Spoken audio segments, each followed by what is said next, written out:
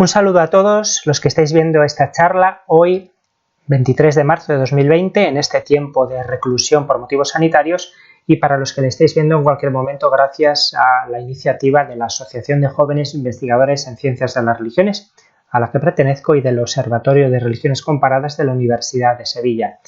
Me llamo Luis Santamaría, soy licenciado en Teología y actualmente curso el máster en Ciencias de las Religiones de las Universidades Pablo de Olavide, y Carlos III y La Laguna.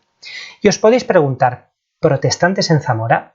Pero si es una tierra que se conoce fuera sobre todo por las iglesias románicas, la Semana Santa, vamos, un lugar católico por antonomasia. Sin embargo, hay una discreta presencia de algunos movimientos evangélicos. ¿A qué me refiero con esto? Cuando decimos evangélicos o protestantes, hablamos de los cristianos que viven su fe desde los planteamientos que arrancaron en el siglo XVI en Europa de la mano de Martín Lutero y otros personajes a los que llamamos reformadores.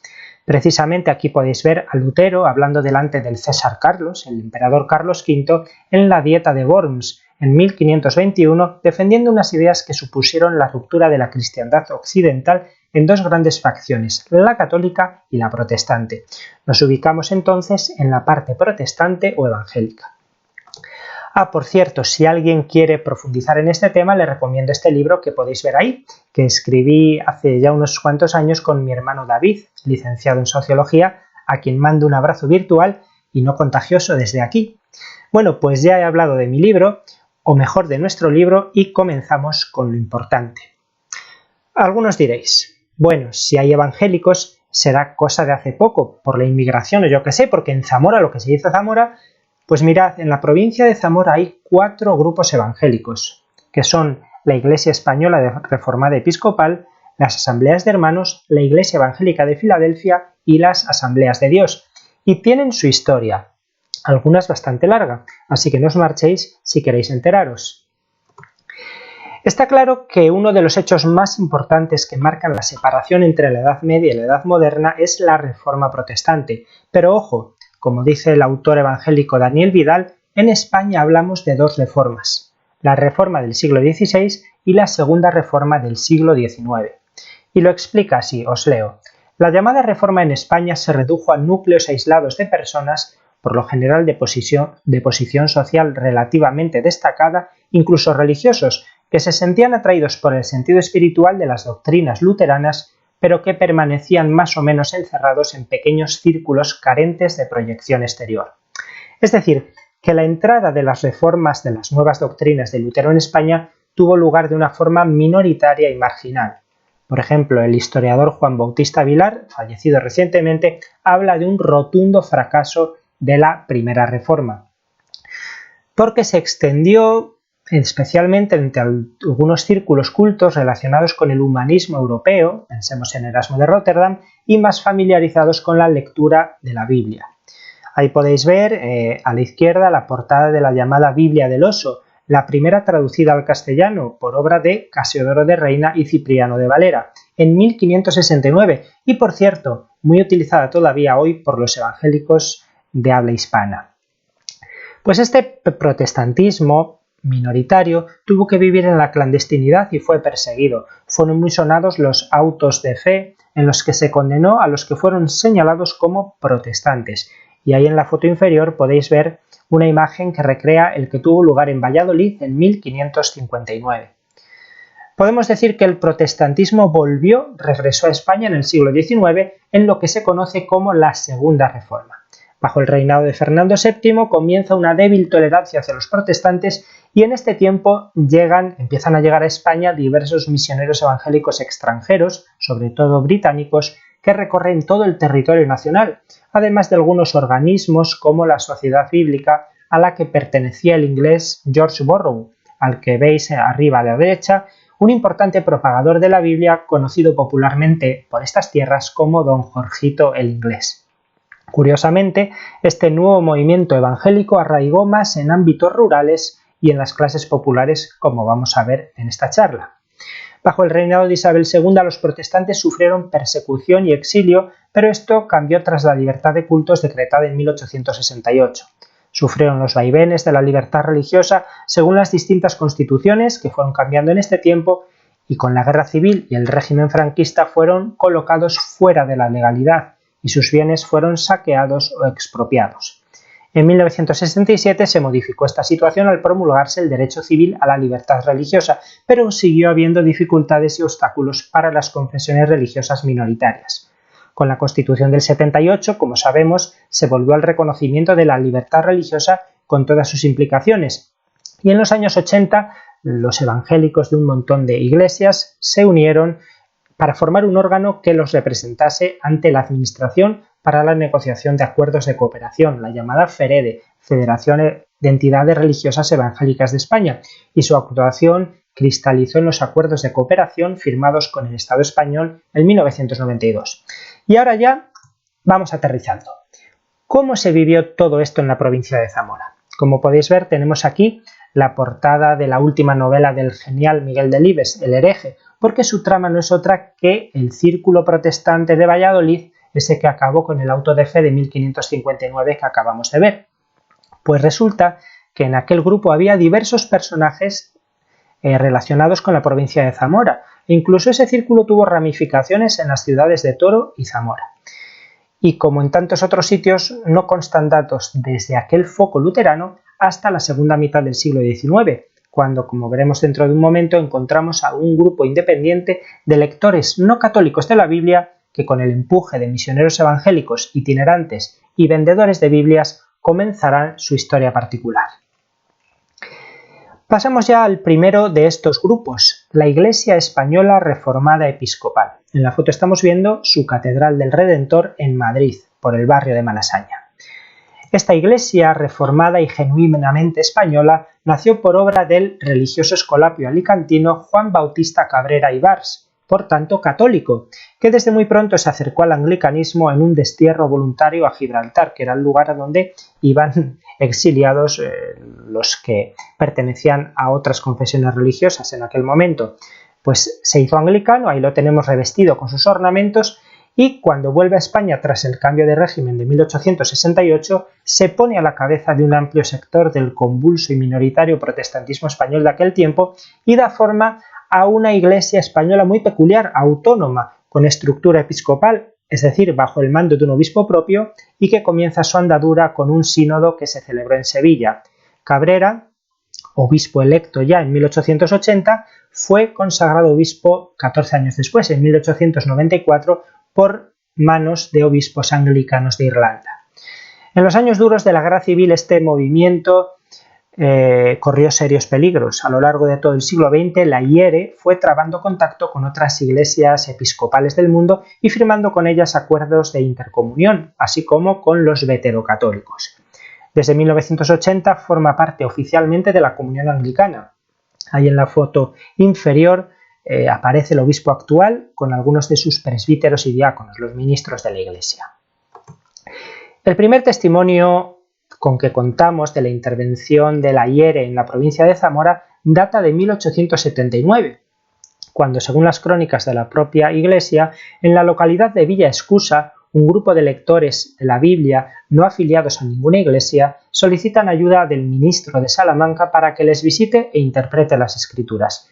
Esto fue, fijaos, un año antes del sínodo fundacional de la IERE, 1880. La tradición oral de la comunidad se remonta más atrás en la historia, señalando que ya en 1870, una década atrás, un habitante del pueblo compra una Biblia vendida por los protestantes en otro pueblo cercano y comienza a leerla, y a leérsela a sus familiares y vecinos que se reúnen en su casa.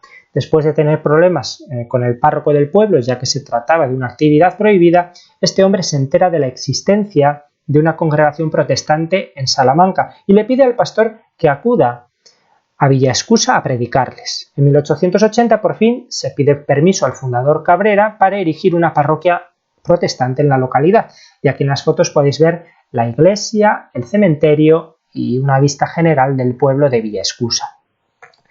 Desde entonces la comunidad evangélica de Villa Escusa tendrá una estrecha relación con la de Salamanca y compartirán por su proximidad geográfica ministros, tareas y visitas de personajes ilustres. En 1882, por ejemplo, el obispo electo Cabrera visita ambas comunidades. En 1884, el obispo irlandés Plunkett el de la foto, arriba a la derecha, anglicano de Irlanda, ordena diácono y después presbítero al villaescusano Antonio García en la iglesia de Madrid.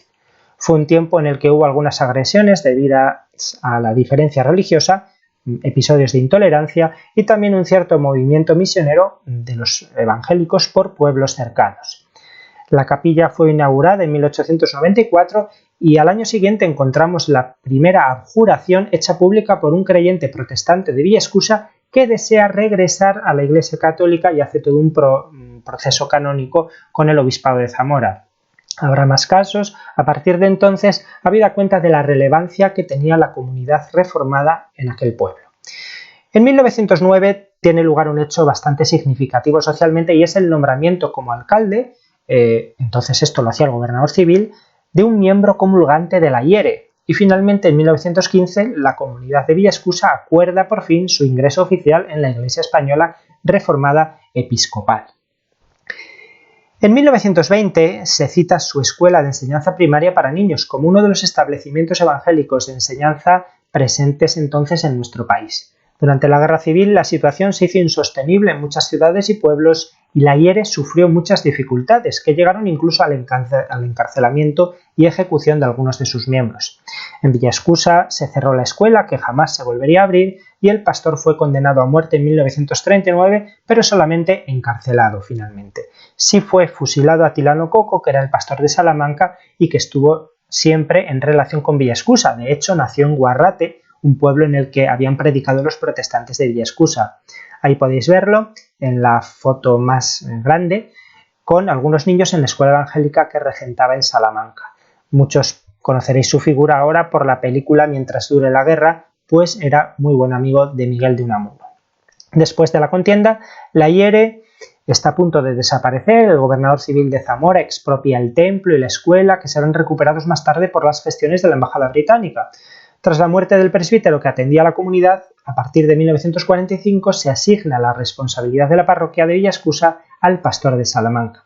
En la foto de arriba a la derecha está el actual obispo de la IERE, Carlos López, que fue pastor de Salamanca durante unos años y por tanto también de Villaescusa. Y avanzamos hacia la siguiente iglesia evangélica histórica presente en Zamora, las asambleas de hermanos.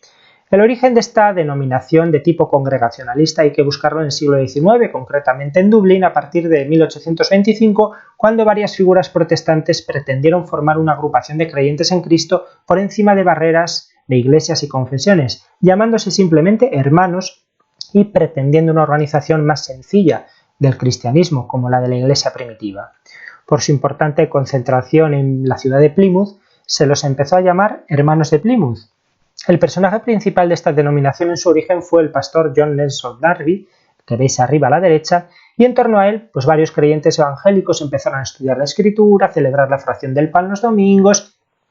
En 1848 pues, sufrieron una separación y su presencia en España es temprana. El principal misionero será el abogado inglés Roberto Chapman, el de la foto inferior, que desde 1828 viaja ocasionalmente a España y que introduce a otros predicadores. De manera que en el último tercio del siglo XIX existen núcleos de creyentes evangélicos plymouthistas, como los llamaban, en diversos puntos del territorio nacional.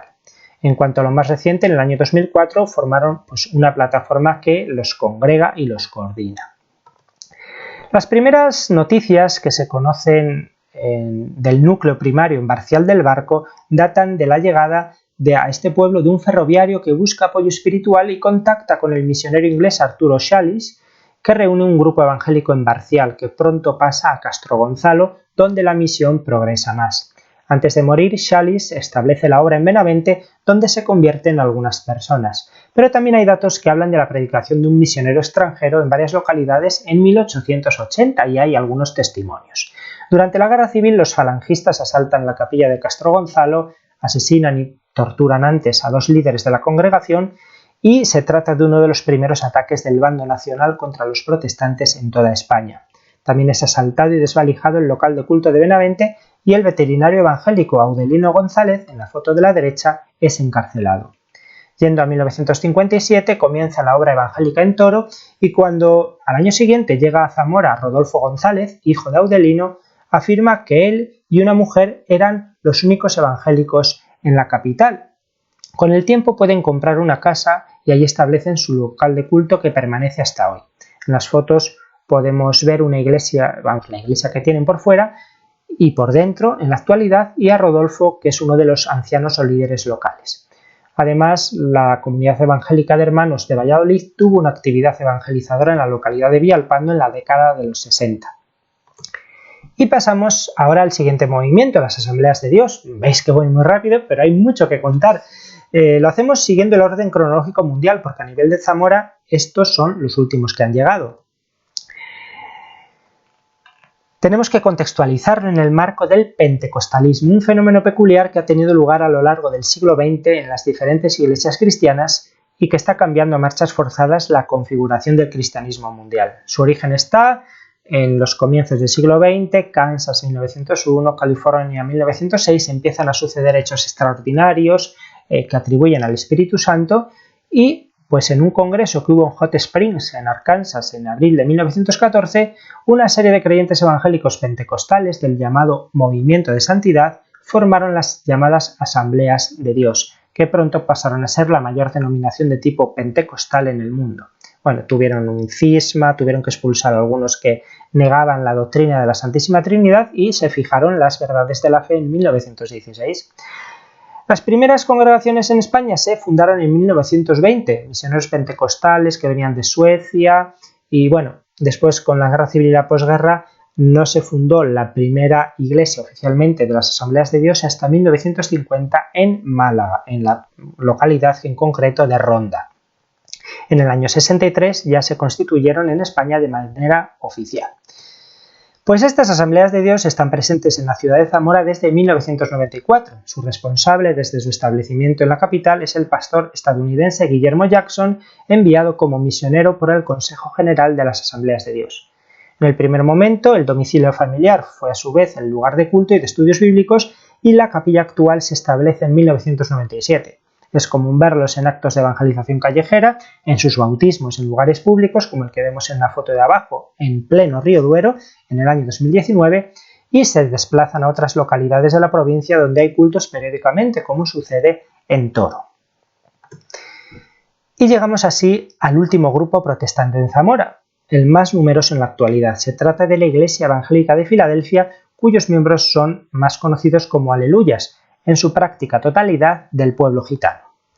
Las raíces del movimiento evangélico gitano español están en Francia en 1950, cuando el católico payo convertido a protestante pentecostal Clement Lecosec, tras una experiencia de sanación de un gitano por medio de su oración, se considera especialmente enviado por Dios a evangelizar al pueblo gitano en una zona donde muchos iban como trabajadores temporeros a la vendimia. Enseguida empezaron a adherirse gitanos y en el año 52 tuvieron lugar los primeros bautismos en Brest. La figura que será determinante para introducir la Iglesia de Filadelfia en España en el año 65 será, entre otros, Claudio Salazar, un gitano convertido en Francia con el pastor Lecosec y que comienza a convocar reuniones de gitanos en Balaguer, en provincia de Lérida, de manera clandestina entonces. Los resultados no tardan en aparecer y el movimiento se extiende a gran velocidad por todo el país, llegando a ser pronto miles de personas, sobre todo en la zona norte de la península ibérica. En el año 69 será legalizada la que se llamó entonces Iglesia Evangélica de Filadelfia. Y esta comenzó su andadura en Zamora, en la provincia de Zamora, entre los años 65 y 70, como veis muy pronto, por medio de la predicación de varios gitanos convertidos al Evangelio durante su estancia en Francia como temporeros. De forma paralela, varios gitanos procedentes de Valladolid comenzaron la predicación en la comarca de Benavente, inicialmente en Quiruelas de Vidriades. En los años 70 llegaron a Toro por medio de varios pastores de Zamora. En el 73 se inauguró el primer local dedicado al culto en Benavente, en el 75 en Zamora capital, en Toro también en los años 70, y además de todas estas capillas, que son unas cuantas en la actualidad, en los años 92 y 2003 respectivamente se inauguraron dos en Zamora y Benavente como resultado de la voluntad específica de ir más allá del pueblo gitano y evangelizar también al mundo payo. Aquí vemos pues algunas imágenes exteriores e interiores de algunas de sus capillas. Hasta aquí la historia muy a grandes rasgos del protestantismo en la provincia de Zamora, sabiendo que me dejo muchas fechas, muchos acontecimientos, muchas personas que están en la memoria de estas iglesias. Y para terminar este resumen, unas breves reflexiones conclusivas. En primer lugar, en una zona con un peso y un poso innegable de la Iglesia Católica existen minorías religiosas y existen en concreto minorías evangélicas. Aunque son minoritarias, están ahí y es bueno conocerlas. En segundo lugar, creo que ha quedado clara la importancia histórica de dos de ellas, una de tipo episcopal y la otra congregacionalista, ambas con más de un siglo de vida. Las otras dos pentecostales son más recientes. Y por último, si bien hemos visto que fueron impulsadas desde el exterior al principio y sobre todo por extranjeros, hoy no son extrañas a la realidad social zamorana, sino que son de aquí, sus creyentes y ellos mismos como grupos son plenamente zamoranos. Bueno, pues esto era lo que os quería contar. Muchas gracias por compartir este tiempo y desde esta tierra de Zamora me despido con esta imagen de Daniel orando en el foso de los leones, tallado en un capitel de la iglesia visigótica de San Pedro de la Nave del siglo VII, principio del siglo VII, cuando todavía pues, el cristianismo no se había dividido en católicos, evangélicos, ortodoxos. Pues ahí está. Gracias a todos.